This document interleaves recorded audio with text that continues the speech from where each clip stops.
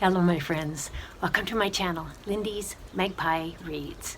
If you're new here, I'm Lindy. I read a lot, pretty much a book a day, and I've got 6 books to tell you about today. Before I get to that, just a little bit of news. As you can see, we have snow here in Victoria. It's not too cold though, it's only about 1 degree. It's just above freezing anyway. And I still don't want to be out here too long, so I'll try and get through all of this quickly. My sister and her husband and their grandchild were visiting me for the past week, and it was fantastic. It didn't matter to them that it was cold and snowy for Victoria because it was warm for them. They live on a farm in the Yukon where it was like 40 below, so yeah, this is nothing. So Simon and I got lots of knitting and visiting done, and we also went to the butterfly gardens. I will include some footage of that at the very end of this video if you want to stay tuned for some butterflies and other tropical species. That was a fun visit. So the place where my family was staying was just across this trestle bridge, and so there was a lot of back and forth, and I have footage to show you what it looked like the night before it snowed, and then the next morning. There were lots of busy crews clearing the roads. People get around on foot and on their bikes a lot in this city, which is great. I also decorated another cake for company using that same paper snowflake technique with icing sugar. Pretty appropriate for this weather. All right, on to the books. I've got 4 audiobooks to tell you about. I will start with those, and then my favorite books are at the very end of the video. As always, I've got timestamps, so chapters down below, so if you want to skip ahead to whichever book you're interested, you should be able to do that just by navigating with the chapters down below. The first book is These Silent Woods by Kimi Cunningham Grant. I did not get on with this. So, in fact, I only listened to the first hour and a half, and I was interested to know what happened, so I skipped through and just listened to the final hour, and I didn't give it any star rating at all. I could just tell it was not a book for me, because I did not believe in the characters. The setting is the Appalachian woods in a very remote cabin where this man named Cooper and his daughter Finch have been living for 8 years in hiding from the law.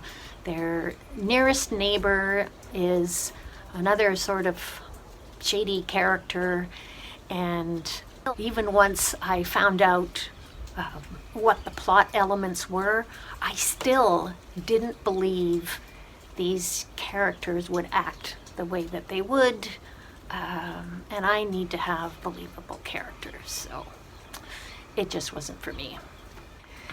And this next audiobook was also a disappointment. Tomorrow and Tomorrow and Tomorrow by Gabrielle Zevin. This is something that my YA book club was discussing 2 months ago, I think, or maybe last month, I can't even remember. But I had to wait for a long time to get it on hold, and the wait wasn't really worth it. And again, it's because of the characters, and maybe also because this book is so long. I think it's about 11 hours long in audio. The narrators are good, and you know, that part kept me interested, but the characters, there are two central characters, Sadie and Sam, and they design video games together. But when they first meet, they're children, and they have a falling out. That part I could believe, what happened with that. But then they become friends again. They make a video game. They have another falling out. They get back together, make a video game. It just got, pretty unbelievable. And then there's a third character, Marks, who is just too good to be true. And overall, Gabrielle Zevin just didn't make me believe in her characters. So I know many people love this story, so don't let my disappointment stop you, but I thought it was just okay. 3.5 stars. Yeah.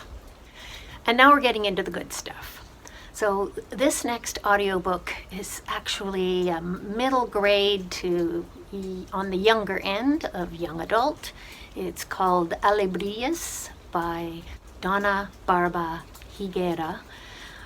She wrote The Last Cuentista, also science fiction, also really good.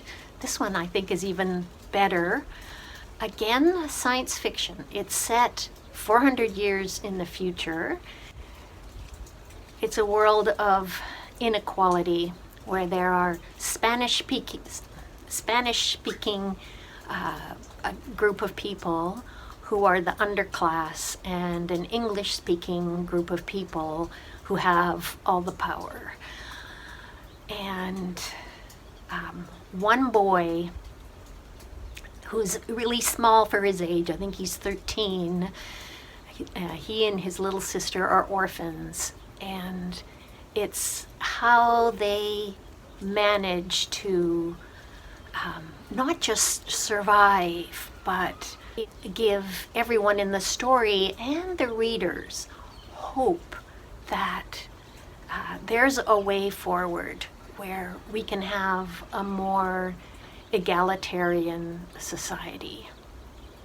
And there's quite a unique element that Huigera has used in this story, using drone technology that I thought was really effective. And it's where the title Alebrijes comes from. That's what they call these drones in the book. But the actual word refers to a Mexican art form of fantastical animals, carved animals that are painted in bright ways. So an excellent audiobook for family listening. And next up is an audiobook I just finished today. It's called Day. It's by Michael Cunningham. If you like character-based novels, this is definitely for you. It is a quiet story set with 3 time periods in really brief kind of vignette chapters. It's April 5th for 3 years in a row, 2019, 2020, and 2021. And we're following a small family group and what happens. So there's siblings, friends, lovers, gay and straight, and somewhere in between, and their children. So touching. I really, really like this story. And next up I have 2 books, starting with this graphic novel, Brooms. It's got 2 creators, Jasmine and DuVall, and there's a cast of characters, all quite diverse. The setting is Mississippi in the 1930s, but it's an alternate Mississippi where people have magic, different kinds of magic, but Black people are forbidden from using that magic. So this group of mostly young women are trying to save up money to move west or for other reasons, And the way to do that is through these illegal broom races. So in some places it's compared to the Fast and the Furious, and I have no idea what the Fast and the Furious are, but I guess there's racing involved, as there is in this novel.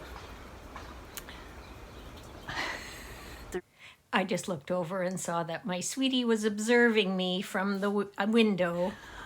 So these characters, the two ones that I love the best are Billy May, who's African American, and she's a butch lesbian, and Luella, who is mixed race, Choctaw and Mexican, and she and Billy May have a romantic attraction to each other. Luella has two younger cousins who are Choctaw and Black mixed race, and one of them is deaf, and they have a lot of magic, and Luella is teaching them, even though Luella herself, when she was younger and had to attend residential school, had her magical powers taken away from her. They've been suppressed, but she can still teach. Billy May's best friend since childhood is Loretta, and here she is, and you can see she has, she walks with a special device on her leg, and her husband James is here, and there's a Chinese American trans woman, Cheng Quan, who's also one of the broom racers on their team. So the art is bright, colorful, lots of interesting details, historical details. So even though there's the magic, they've really done a lot of work to make it like realistic clothing and interiors and the food that they're eating and that sort of thing. The best thing is every single one of these young women have positive outcomes at the end, so it's a very uplifting story. Brooms, loved it. Oh, and it's in the YA section at the Victoria Public Library. Probably, I would say, ages 14 and up for this one. And last up, my favorite book of all is A Jest of God by Margaret Laurence. This is a Canadian classic, first time that I've read it. It won a Governor General's Award in 1966. The setting is the early 60s in a small town in Manitoba, and the central character is Rachel. She's a school teacher, teaching grade 2. She's in her 30s, so she's been single for a long time, and over the course of 3 seasons, quite a bit happens to her. There's so much character growth, but we are inside her head. It's in first person, present tense. And she has a lot of anxiety, I think depression.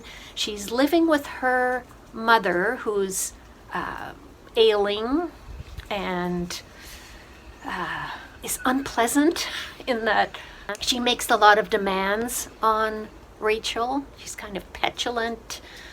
Rachel has a lot to overcome with the way that she's been brought up to worry about what other people might think instead of fulfilling her own needs. But a young man from their town comes back for the summer. There's a romance. There's a lot of the concerns that a young woman of this era would have about having sex out of wedlock, about preventing pregnancy, and so on. She has a friend, another teacher, Kala, who's a great character in here as well. And I was just rooting for her all the way. I learned that there was a movie made of this, based on this novel. It's called Rachel, and the director's Paul Newman, and it stars Joanne Woodward. And even though I'm not much of a movie watcher, I think I might seek it out just to see what they did with this book. But whether or not the movie is good, I highly, highly recommend the book. And I want to say that I buddy read it with another booktuber, Marilyn Maya Mendoza. I'm going to link her channel in the description box down below. We had a fantastic time reading this together, and we are going to read some more Margaret Laurence together. So let me know if you've read this or any of the other books that I've talked about today. I always love to hear from you in the comments down below, so even if you just say hello or put a little butterfly emoji down there, and stick around if you want to see a little bit of footage of butterflies. Thanks so much for watching. I'll see you all soon. Bye for now.